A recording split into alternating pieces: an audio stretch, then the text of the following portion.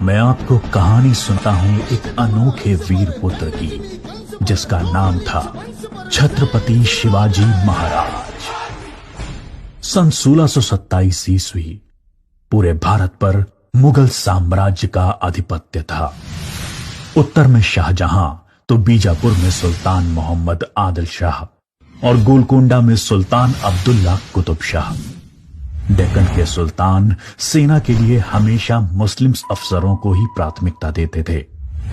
बंदरगाहों पर पुर्तगालियों का कब्जा था और थल मार्ग पर मुगलों का अधिकार। इसलिए उत्तरी अफ्रीका और मध्य एशिया से मुसलमान अधिकारियों को ला पाना मुमकिन नहीं था और डेक्कन के सुल्तानों को हिंदू अधिकारी नियुक्त करने पड़ते थे।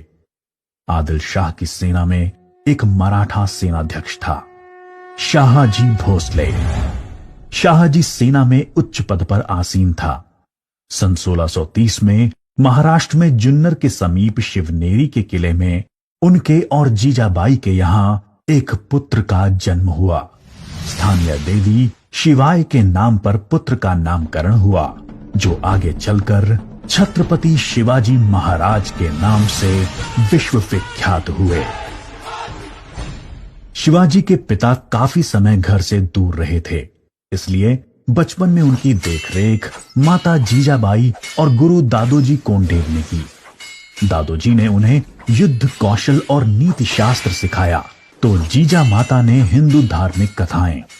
जब दादोजी का सन 1647 में निधन हुआ, तब उनका यह मानना था कि शिवाजी अपने पिता की ही तरह आदिल शाह की सेना में उच्च पद पर आसीन होंगे, लेकिन विधि को कुछ और ही मंजूर था।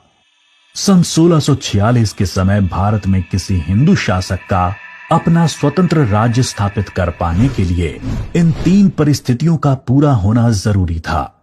एक, कि वो शक्तिशाली साम्राज्यों के केंद्र से दूर हों, जमीन खेती के लिए अनुपयोगी हो और जंगलों से घिरा हुआ हो, ताकि छापामार युद्ध या गुरिल्ला वॉरफेयर करा जा सके। ये परिस्थितियां 1646 में शिवाजी के लिए अनुकूल बनी, जब उन्होंने स्थानीय किसानों मावली के समर्थन से अपनी सेना का निर्माण किया। शिवाजी को भली भांति याद था कि किसी भी साम्राज्य को स्थापित करने के लिए किलों की क्या महत्व है, इसलिए सिर्फ 15 साल की उम्र में ही उन्होंने आदिल शाही अधिकारियों को रिश्वत देकर तोड़ना, चाकन एवं कोंडना किलों को अपने अधिकार में कर लिया। इसके बाद उन्होंने आबाजी सोमदेव की मदद से थाना, कल्याण और भिवंडी के किलों को मुल्ला अहमद से छीनकर अपने अधिकार में कर लिया। इन घटनाओं से आदिल शाही साम्राज्य में हड़कंप मच गया। शिवाजी को रोकने के लिए उनके पिता को गिरफ्तार कर लिया गया। इसलिए शिवाजी ने अगले 7 बरस तक आदिल शाह पर सीधा आक्रमण नहीं किया। शिवाजी ने यह समय अपनी सेना को बढ़ाने और प्रभावशाली देशमुखों को अपनी ओर करने में लगाया। धीरे धीरे उन्होंने एक विशाल सेना खड़ी कर ली, जिसके घुड़सवार नेताजी पलकर ने संभाल रखी थी और पैदल सेना यशाजी कनक ने। अब तक शिवाजी के पास 40 किले भी आ चुके थे। शिवाजी के बढ़ते प्रभाव को रोकने के लिए सन 1659 में बीजापुर की बड़ी साहिबा ने अफजल खान को 10,000 सिपाहियों के साथ शिवाजी पर आक्रमण करने का हुक्म दिया। अफजल खान अपनी क्रूरता और ताकत के लिए जाना जाता था। उसने शिवाजी को खुले युद्ध करने के लिए उकसाने के लक्ष्य से बहुत सारे मंदिरों को तोड़ डाला और कई बेगुनाह नागरिकों का कत्ल कर डाला। लेकिन शिवाजी ने चतुराई और रण कौशल का परिचय देते हुए छापामार पद्धति से युद्ध चालू रखा। इस समय वो प्रतापगढ़ किले में रहे, जो कि चारों तरफ से घने जंगलों से घिरा हुआ था। अंत में अफजल खान ने शिवाजी को धोखे से मारने की साजिश रची। उसने शिवाजी को मिलने का न्योता भेजा।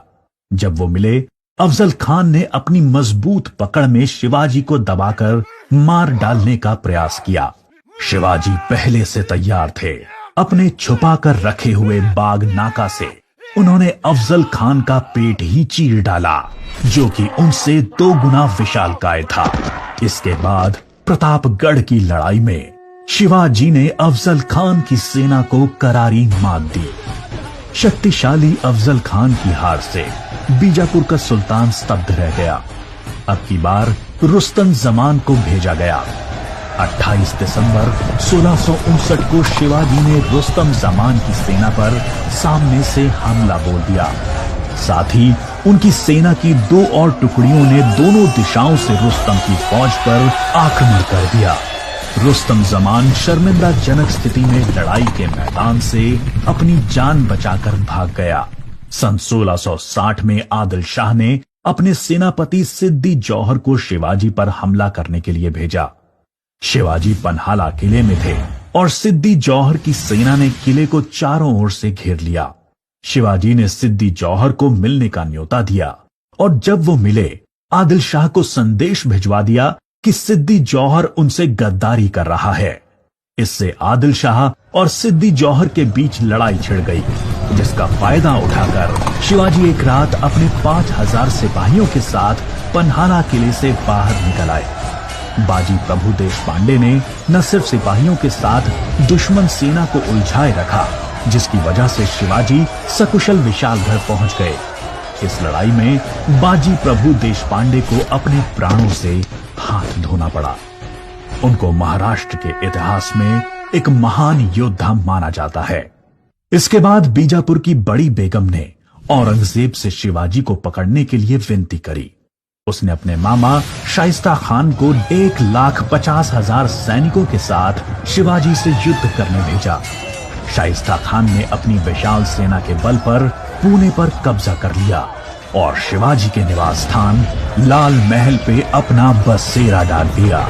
शिवाजी ने चालाकी से अपने 400 सिपाहियों के साथ शादी के बारातियों के वेश में पुणे में प्रवेश कर लिया। रात के समय उन्होंने सीधे शाइस्ता खान के ऊपर खतरनाक हमला बोला।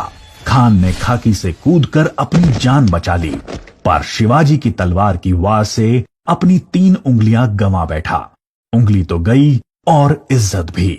फिर शिवाजी ने सन 1664 में मुगल व्यवसायी केंद्र सूरत पर आक्रमण करके उसको तहस नहस कर डाला। औरंगजेब आग बबूला होकर 60 वर्षीय राजपूत सेना नायक मिर्जा राजा जय सिंह को अपने 1.5 लाख सैनिकों के साथ शिवाजी से लड़ने के लिए भेजा। इस युद्ध में शिवाजी की हार हुई और उन्हें अपने 23 किले और 4 लाख की मुद्रा हर्जाने के रूप में देनी पड़ी। उन्हें अपने 9 वर्ष के पुत्र संभाजी के साथ आगरा जाना पड़ा। शिवाजी को नियंत्रित रखने के लिए पहले यह तय हुआ कि उन्हें मुगल दरबार में कोई पद दिया जाए, लेकिन औरंगजेब ने उसको बदलकर शिवाजी को घर में कैद करने का आदेश दे दिया। औरंगजेब नहीं जानता था कि यह गलती बहुत महंगी पड़ेगी। शिवाजी ने बीमारी का बहाना बनाया और अपने स्वास्थ्य को ठीक करने के आशीर्वाद के लिए साधु संतों और फकीरों को रोजाना मिठाई और उपहार भेजने की इच्छा जताई। एक दिन वो खुद श्रमिक के भेष में सामान के डब्बे में संभाजी को छुपाकर बाहर निकल आए। वो मथुरा, काशी, गया, पुरी के बाद गोलकोंडा और बीजापुर होते हुए रायगढ़ पहुंच गए।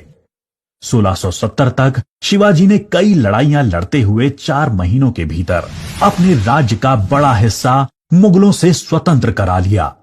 सन 1671 से 1674 तक औरंगजेब ने भरसक प्रयास किया शिवाजी को अपने अधीन करने का, लेकिन वो बुरी तरह से असफल हुआ।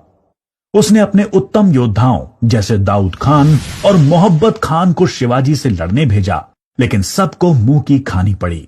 इसके साथ ही सन 1672 में अली आदिल शाह की मृत्यु हो गई और बीजापुर सल्तनत की स्थिति में चला गया।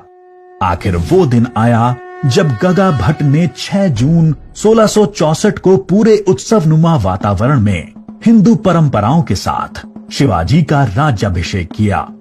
वो मराठा के राजा बने और कई सदियों के अंतराल के बाद हिंदू रीतियों, तिलक, जनेऊ और वेदों के उच्चारण के बीच किसी राजा का राज्याभिषेक संपन्न हुआ। शिवाजी की महानता सिर्फ उनकी बहादुरी और युद्ध कौशल में ही नहीं थी, वो एक योग्य प्रशासक भी थे। उन्होंने धर्म के आधार पर कभी किसी के साथ पक्षपात नहीं किया। उनके कई अधिकारी, यहां तक कि उनके व्यक्तिगत अंगरक्षकों में कुछ मुसलमान भी थे। उन्होंने कभी किसी भी नारी का निरादर नहीं किया। यहाँ तक कि युद्ध में हारे हुए दुश्मनों की स्त्रियों को भी सम्मान सहित वापस भेज देते थे। गुरिल्ला युद्ध, किलों का उपयोग और नवसेना का निर्माण भारत में पहली बार शिवाजी ने ही करा। उन्होंने 4 किलों तथा 2000 सैनिकों से शुरुआत की थी और उनकी मृत्यु के समय तक ये गिनती 300 किलो एवं 1 लाख सैनिकों की हो गई थी। मार्च 1680 में शिवाजी का स्वास्थ्य खराब हो गया। तेज बुखार और पेचिस के चलते 5 अप्रैल 1680 को 52 साल की छोटी सी उम्र में इनका स्वर्गवास हो गया। औरंगजेब ने सोचा कि शिवाजी की मृत्यु के बाद मराठा राज्य खत्म हो जाएगा, लेकिन ऐसा हुआ नहीं। पहले उनके पुत्र संभाजी ने और उसके बाद छत्रपति राजा राम ने मराठा शासन की बागडोर संभाली। औरंगजेब को करीब 25 सालों तक मराठाओं के साथ युद्ध लड़ना पड़ा, जिसकी वजह से वो अपनी मृत्यु के समय तक पूरी तरह से बर्बाद हो चुका था। शिवाजी ने जो मराठा राज्य की नींव रखी, वो आगे चलकर कर्नाटक से लेकर अटॉक पाकिस्तान तक फैल गई। शिवाजी जैसे मनुष्य कभी मरते नहीं, लेकिन लोगों के हृदय में अपने महान कार्यों, साहस और बलिदानों की वजह से हमेशा अमर रहते हैं।